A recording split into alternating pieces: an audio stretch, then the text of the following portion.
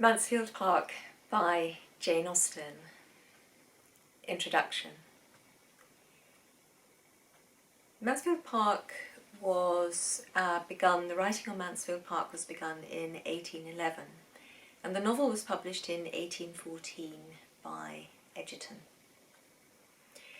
The novel is written in 3 volumes, and it was published as being by the author of Sense and Sensibility and Pride and Prejudice.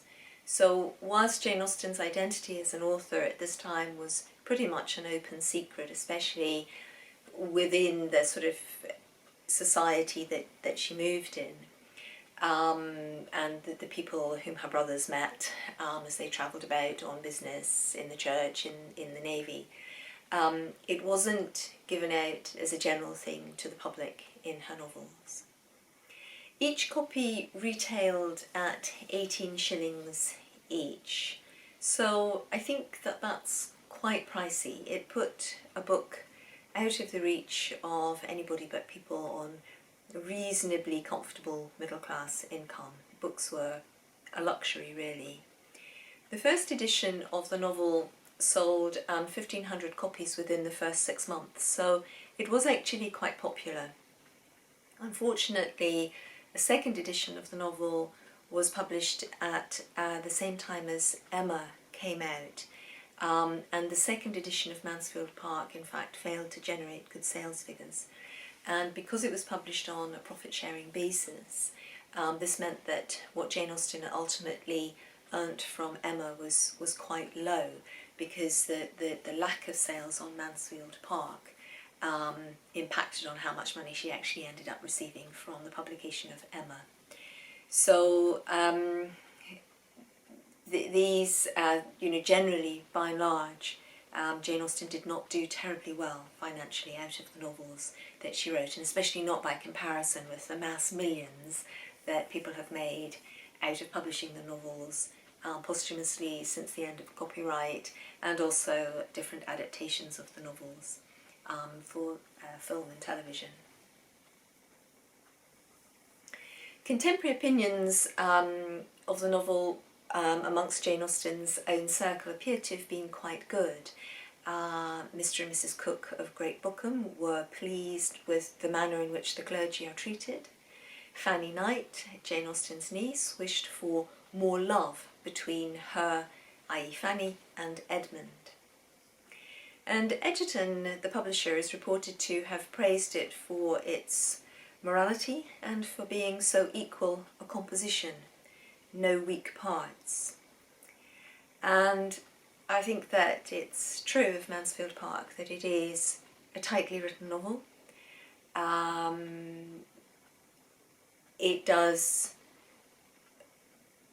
sustain the story of the plot over, I suppose, quite a lengthy generation of prose.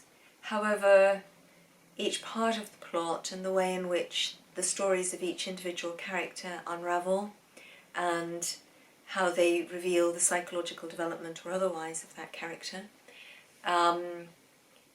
there tend to be very little in the novel that's redundant. So it is a tightly written novel, even though, as usual with the Jane Austen novel, it's set within the context of everyday events, everyday activities, everyday comings and goings of a really quite leisured class of people, and especially women were very leisured in this class where the novel is set. That's to say, the landed gentry of the early 19th century. And so, in some respects, some aspects of the novel are monotonous. However, the characterization and the psychology that is brought to the repetition of activities that go on not just in the lives of Jane Austen's characters, but in the lives of pretty much everyone who lives a life where they need to go out to work, or they have regular timetable imposed upon them in some way. I mean, the lives that Jane Austen depicts are no more mundane than most other lives. It's just that perhaps when it comes to fiction we're more used to the idea that a novel or fiction should be full of adventure and unusual happenings, dramatic events. That's not so much the case in Jane Austen's works. Henry Austen, Jane Austen's favourite brother, was read the novel by the author. Henry's approbation hitherto is even equal to my wishes, Jane Austen wrote to her sister Cassandra. Edward, another brother, admired Fanny, although Jane Austen's mother thought that Fanny was insipid, in the sense of lacking spirit. But generally, Jane Austen's circle enjoyed Mansfield Park. However, overall, they preferred Pride and Prejudice. And that is probably, or that probably would be, a general consensus for the majority of people. It probably is fair to say that Mansfield Park is the least enjoyed of Jane Austen's novels.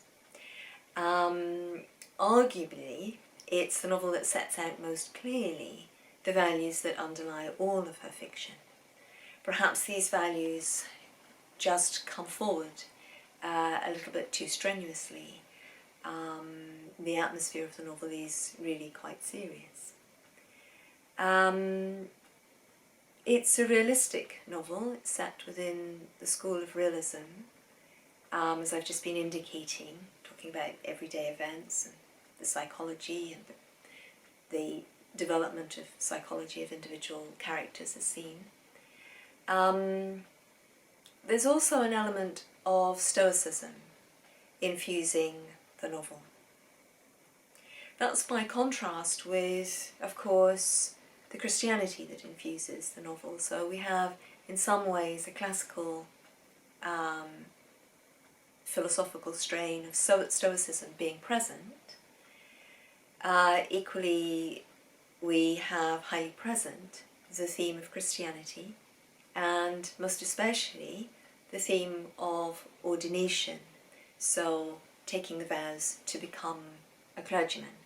In the case of this novel, a clergyman of the Church of England, the Anglican faith.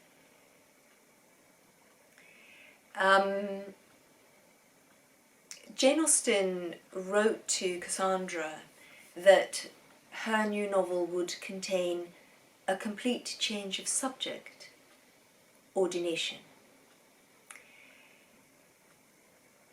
I think it would be erroneous really to take up the view that Mansfield Park is chiefly about ordination.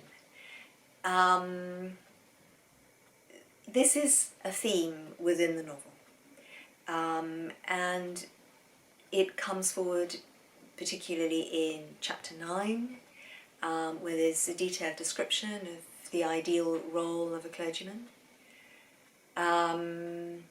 And the fact that Edmund is planning to become ordained and to live and to work as a country parson in a more humble role in the church, albeit one that he will hold through family livings, that's to say, positions in the church that have been handed down through the position of his family through a course of time. It was the case that local landowners had the power to grant livings that they themselves chose who would occupy the role of parson, church minister, in lands that they owned. And this usually came about historically because the local landowner had endowed the church, had funded different churches to be built in his local area, and as a result continued to have considerable influence over who filled posts in those churches. So it's through a position of privilege and social status that Edmund will hold either one or both of the two livings which are in prospect for him. However, he's not himself seeking a career in the church. He's not looking to be a bishop one day, Archbishop of Canterbury one day, he's choosing to remain in a very private capacity, actually, within the Church of England. So this career that Edmund is choosing for himself, which he intends to take seriously, although he has no ambitions within the career, is an obstacle in his relationship, the progress of his relationship with Mary Crawford. And so it becomes a significant factor in the novel, but it's by no manner of means the only theme, or, in my view, the predominant theme, because it's not a theme that particularly involves directly the heroine Fanny Price. Jane Austen was writing this comment to her sister Cassandra whilst the novel was still in process. So it may have been a theme that was particularly on her mind at the time of writing that letter. It might have been one that was being particularly formulated or particularly thought about at that part in the novel.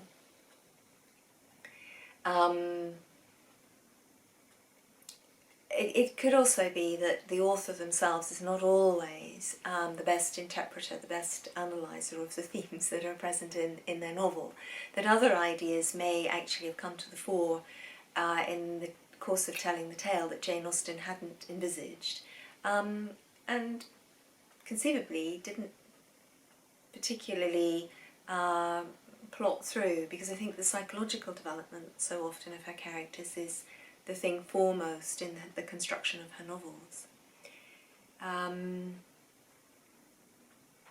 Still, it's an important underlying element, and that the novel is written very much from out of the perspective of Christianity and from out of the perspective of Christian doctrines is clearly evinced throughout the course of the plot.